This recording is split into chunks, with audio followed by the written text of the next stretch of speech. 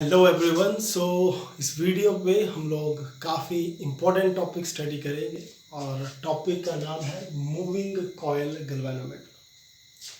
काफ़ी important topic है। तो मोस्ट इम्पोर्टेंट इस पर जो बात है कि ये किस यूज़ का है, गैल्वेनोमीटर का मेनली यूज़ क्या है। गैल्वेनोमीटर एक डिवाइस है, ठीक है। It is a device. Galvanometer क्या है? एक डिवाइस है used to measure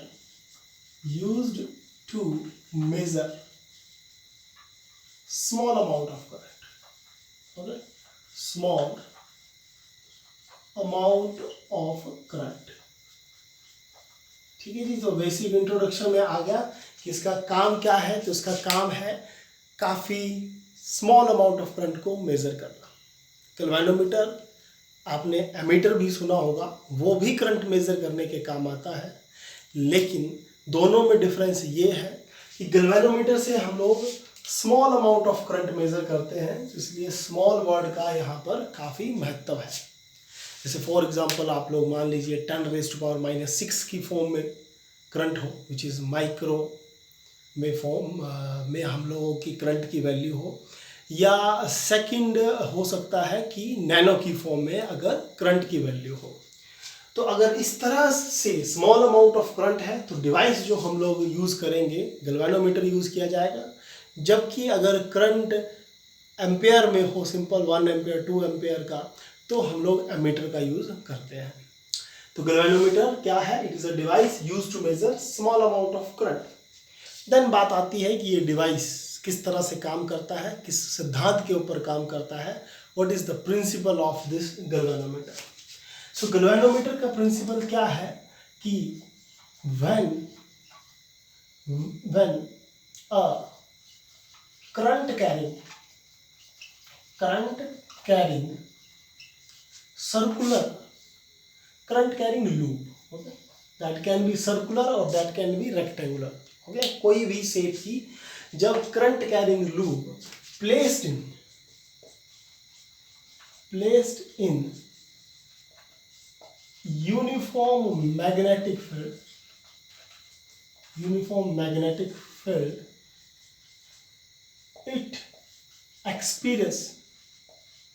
it experience a torque, okay. तो जब भी कोई करंट कैरी कर रही लूप यूनिफॉर्म मैग्नेटिक फील्ड पे रखी जाए तो वो टॉर्क एक्सपीरियंस करती है। ये है गैल्वेनोमीटर का प्रिंसिपल, ओके। प्रिंसिपल याद। देन डेफिनेशन और प्रिंसिपल से नेक्स्ट आती है उसकी कंस्ट्रक्शन क्या है। ये जो इसका प्रिंसिपल है, इसका एक कंप्लीट आर्टिकल हम लोगों ने स्टडी किया है, जो आप लोग प्रीवियस वीडियोस पर चेक कर सकते हैं। और प्रीवियस वीडियोस कोई भी बच्चा अगर चेक करना चाहे तो आप लोगों को प्लेलिस्ट में जाकर, तो अगर कोई भी बच्चा प्रीवियस वीडियोस चेक करना चाहे तो वो बच्चा प्लेलिस्ट में जाए और प्लेलिस्ट पर हर टॉपिक वाइज आप लोग प्लेलिस्ट चूज करेंगे और वहाँ पर आपको प्रीवियस आर्टिकल्स के स्टेप बाय स्टेप आपको लेक्चर्स मिलेंगे, ठीक है। तो उस पर आप लोगों को एक आर्टिकल मिलेगा कि इसी यूनिट पे इलेक्ट्रोमैग्नेटिज्म करके प्लेलिस्ट होगी कि find the torque acting on a current carrying rectangular loop, ठीक है। तो वो ही इसका प्रिंसिपल है, जिसका अगर सिंपल शब्दों में बोला जाए कि कोई भी करंट कैरी कर रही जो लूप होती है उसको अगर मैग्नेटिक फील्ड पर रखें तो वो टॉर्क एक्सपीरियंस करती है, विच मीन्स ऐसी फोर्स एक्सपीरियंस करेगी जिसकी वजह से वो इस तरह से रोटेट करेगी, ऐसी रोटेशन, सर्कल की फॉर्म में रोटेशन, इसको टॉर्क बोलते हैं हम लोग। तो ये है इसकी डेफिनेशन और प्रिंसिपल। देन आते हैं इसकी कंस्ट्रक्शन के ऊपर। तो आप लोगों को एक बॉक्स सा बोर्ड पर दिख रहा होगा, ये कंस्ट्रक्शन के लिए ही बनाया गया है। क्या करना होगा कंस्ट्रक्शन के लिए? एक बॉक्स बनाना पड़ेगा जो बना पड़ा है, और इस बॉक्स के ये 2 हुक हैं जिससे ये बॉक्स कनेक्टेड है टेबल के साथ। अब प्रिंसिपल पर हम लोगों ने स्टडी किया कि टॉर्क लगती है जब मैग्नेटिक फील्ड हो uniform. So it means uniform magnetic field है तो हम लोगों को मैग्नेट्स ही यूज़ करने पड़ेंगे। सो सपोज कीजिए ये है हम लोगों के नॉर्थ और साउथ पोल मैग्नेट्स के। ठीक है, अब तो मैग्नेटिक फील्ड तो मिल चुकी है नॉर्थ टू साउथ, लेकिन कॉइल भी यूज करनी पड़ेगी। सो कॉइल किस तरह से कनेक्ट करेंगे, एक टर्मिनल लिया जाएगा T1। ठीक है, टर्मिनल मीन्स कोई हुक ही आप लोग अंडरस्टैंड करें, जिससे उस एक वायर को कनेक्ट किया जाएगा और उस वायर का एक स्प्रिंग होगा इस पॉइंट पर एक स्प्रिंग S होगा उस वायर पर, और फिर उस वायर के सर्कुलर लूप्स हम लोगों को मिलेंगे। तो सर्कुलर लूप्स जो मिलेंगे वो एक आयरन का पीस होगा, उसको इस वायर से सर्कुलेट किया जाएगा। This is iron piece, okay, this is iron, IRON, iron piece, okay. और एक इस आयरन पीस को हम लोग वायर से, रिंग्स बने होंगे इस तरह से, वायर के कई सारी वायर से इसको मिक्स किया होगा, और ये फिर वायर जाकर, ठीक है, ये वायर जाकर आप लोगों की इस पॉइंट पर एक हेडर होगा। फिर से हेडर क्या है, हेडर भी आप लोग ये अंडरस्टैंड करें कि कोई हुक ही है जिस पर इसको कनेक्ट किया गया। इस पॉइंट पर मिरर होगा जिससे ये सारा ऑब्जर्व कर पाएंगे हम लोग। ठीक है, मिरर आप लोग अंडरस्टैंड कर पा रहे होंगे, क्योंकि जब भी गैल्वेनोमीटर आप लोग अपने स्कूल में चेक करोगे तो एक मिरर के थ्रू हम लोग उसकी सारी रीडिंग देखते हैं। मिरर मीन्स उसका जो कवर्ड किया होता है वो ग्लास मिरर यूज़ करते हैं। तो ये वो उसी का सिंबल है, और इस पॉइंट से जाकर इसको टर्मिनल T2 से कनेक्ट किया है। This is terminal T2, T2 is the terminal. ठीक है जी, तो ये वायरिंग आप लोग थोड़ा इस तरह से अगर देखना होगा, अच्छे से नीट एंड क्लीन वायरिंग, इसको एक बार फिर से ड्रॉ किया जाए। वायरिंग होगी कुछ इस तरह से, ओके, इस तरह से, और ये स्प्रिंग से कनेक्टेड है, और इस पॉइंट पर आयरन का पीस होगा। बिल्कुल सेंटर पर क्या है, आयरन पीस। तो ये है हम लोगों का आयरन पीस। तो आप लोग कंस्ट्रक्शन देखिए, कंस्ट्रक्शन पर क्या क्या यूज किया गया, एक बॉक्स यूज किया गया। ठीक है, कंस्ट्रक्शन आप लोग नोट कीजिएगा और लिख लीजिएगा, कंस्ट्रक्शन, और उस पर एक बॉक्स। उस बॉक्स में क्या है, आप लोगों के नॉर्थ और साउथ विच मीन्स मैग्नेट्स हैं, और मैग्नेट्स के साथ साथ एक आयरन की स्लैब यूज की जाती है, आयरन पीस यूज किया जाता है, और टर्मिनल, दो टर्मिनल्स हैं T1 एंड T2। वायर का एक एंड टर्मिनल T1 से कनेक्ट किया गया, और एक स्प्रिंग यूज किया गया है जिस पर रिस्टोरिंग टॉर्क आएगा, और उस स्प्रिंग से वायर जाती हुई एक आयरन पीस के ऊपर उस वायर के कई सारे हम लोगों ने उसकी शेप दी है ताकि लूप बन सके। ठीक है, इस पॉइंट पर ढेर सारे वायर को राउंड किया गया है ताकि इस पॉइंट पर क्या बन सके, इस पॉइंट पर हम लोगों की लूप क्रिएट हो सके। और वायर का जो दूसरा एंड है वो हेडर से होता हुआ टर्मिनल T2 पर कनेक्टेड है। तो ये है कंस्ट्रक्शन।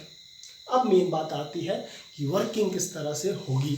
सो वर्किंग अंडरस्टैंड करने के लिए आप लोगों को एक प्रीवियस आर्टिकल प्रॉपर पता होना चाहिए जो इसका प्रिंसिपल भी है, और वो आर्टिकल पर आप लोगों ने ये रीड किया था कि जब भी किसी लूप को मैग्नेटिक फील्ड, नॉर्थ और साउथ पोल की जो मैग्नेटिक फील्ड है, नॉर्थ से साउथ की तरफ जो मैग्नेटिक फील्ड लाइंस जाएंगी, उस मैग्नेटिक फील्ड की वजह से इस पर टॉर्क एक्ट होगा। अब एक पॉइंट आप लोग यूज कीजिएगा कि इस पॉइंट पर जो मैग्नेटिक फील्ड हम लोग यूज करते हैं वो रेडियल मैग्नेटिक फील्ड यूज करते हैं। सो रेडियल मैग्नेटिक फील्ड क्या हुई, रेडियल मैग्नेटिक फील्ड वो हुई जो इस लूप के एरिया वेक्टर के परपेंडिकुलर हो। याद रखिएगा ये बात, ये रेडियल मैग्नेटिक फील्ड यूज होगी, which means magnetic field lines are always perpendicular to the area vector of this loop. तो अगर इस लूप के ऊपर रेडियल मैग्नेटिक फील्ड होगी तो उसके ऊपर क्या होगा, टॉर्क एक्ट करेगा, और कितना एक्ट करेगा, दैट इज BIA। ओके, सो अगर इसकी वर्किंग की बात करें, वर्किंग में क्या है कि as we know as we know, whenever current carrying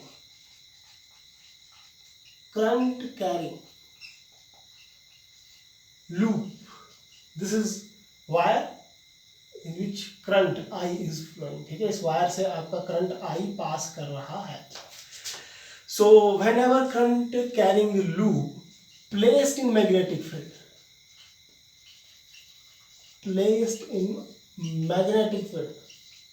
ठीक है, मैग्नेटिक फील्ड पर प्लेस करेंगे तो क्या होगा, torque will act. So torque कितनी लगेगी, NIAB sin थीटा. एन क्या है, एन है नंबर ऑफ टर्न्स. जो आर्टिकल हमने रीड किया था उस पर एन यूज नहीं किया था, सिर्फ ये रिजल्ट आया था IAB sin थीटा, क्योंकि उसमें नंबर ऑफ टर्न 1 थी. अगर ज़्यादा टर्न्स होंगी तो उतनी टर्न से हम लोग मल्टीप्लाई करते हैं. अगर n टर्न्स हैं तो n से मल्टीप्लाई किया. हर टर्म हम लोग मेंशन कर सकते हैं. n क्या है, number of turns. Okay, I क्या है, करंट इन लूप. A क्या है, एरिया ऑफ लूप. B क्या है, magnetic field. This B is magnetic field.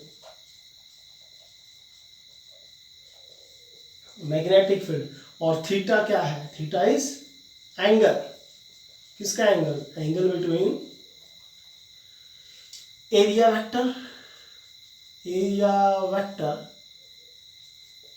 Vector of loop and magnetic field B and magnetic field, that is B. ठीक है, सो ये सारी टर्म्स हैं. लेकिन मैंने अभी आप लोगों से बोला कि मैग्नेटिक फील्ड क्या है, रेडियल है. So theta will be 90 degree. As magnetic field is radial,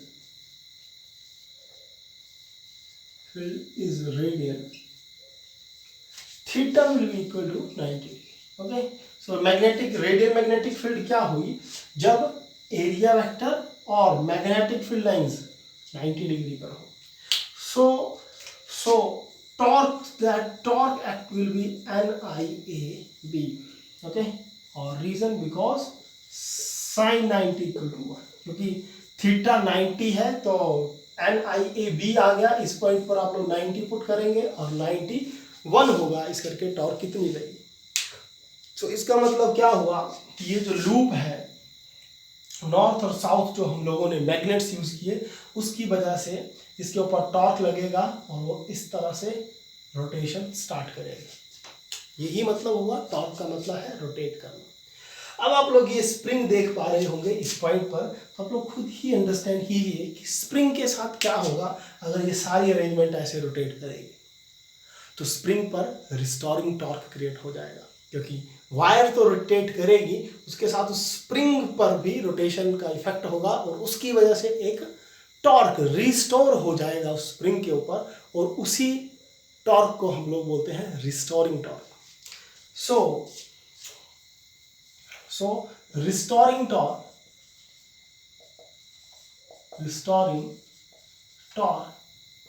will act on spring S, and that restoring torque, and that will be equal to K phi.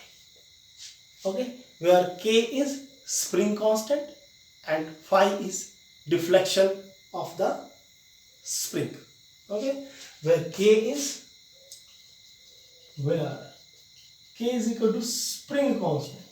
ठीक है, ये आप लोगों ने +1 में आपने कंसेप्ट रीड किए हैं. And phi is equal to deflection. ठीक है, deflection of coil.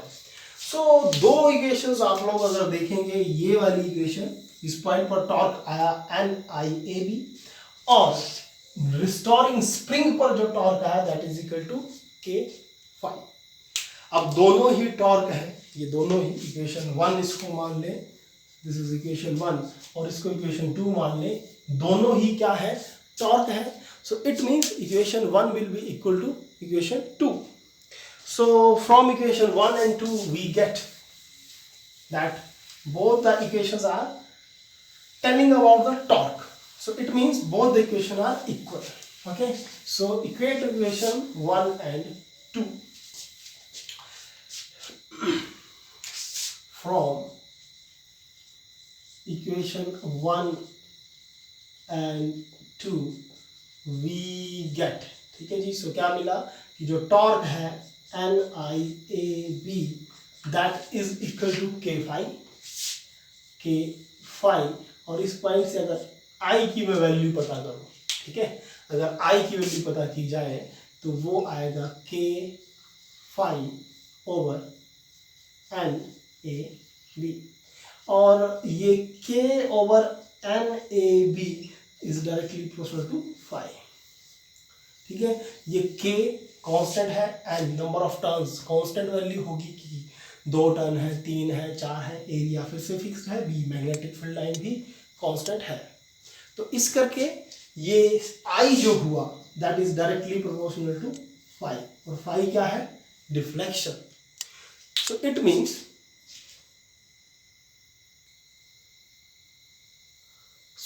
Means we get that I is directly proportional to 5, जिसका मतलब ये हुआ कि अगर करंट की वैल्यू इंक्रीज होगी तो डिफ्लेक्शन इंक्रीज कर जाएगी और जब डिफ्लेक्शन इंक्रीज करेगी तो हम लोग रीडिंग ले पाएंगे, क्योंकि करंट सपोज कीजिए इस वायर से ज़्यादा चलना स्टार्ट हुआ तो डिफ्लेक्शन का मतलब है रोटेशन इसकी इंक्रीज कर जाएगी और हम लोगों को रीडिंग मिल जाएगी।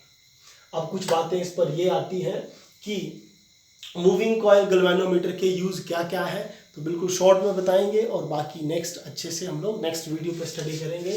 सो इसके जो यूज़ है, यूज़ एक आप लोगों ने स्टडी कर लिया कि स्मॉल अमाउंट ऑफ करंट को मेजर करने के काम आता है, तो आप लोग यूज़ लिख सकते हैं to measure small amount of current, to measure small amount of current, small amount of current, ठीक है जी, to measure small amount of current. एक यूज ये आ गया। सेकंड, इससे हम लोग एमीटर और वोल्ट मीटर बनाते हैं, ठीक है। It is use to convert ammeter into galvanometer into ammeter, okay. और we can say that with the help of galvanometer we can create ammeter, okay. और एमीटर किस काम आता है, ज़्यादा करंट को मेज़र करने के, ठीक है। करंट की थोड़ी ज़्यादा वैल्यू अगर कैलकुलेट करनी हो तो एमीटर यूज़ किया जाता है और मीटर आ गया और वोल्ट मीटर के भी यूज़ आता है, ठीक है। इससे हम लोग गैल्वेनोमीटर की हेल्प से वोल्ट मीटर भी बना सकते हैं।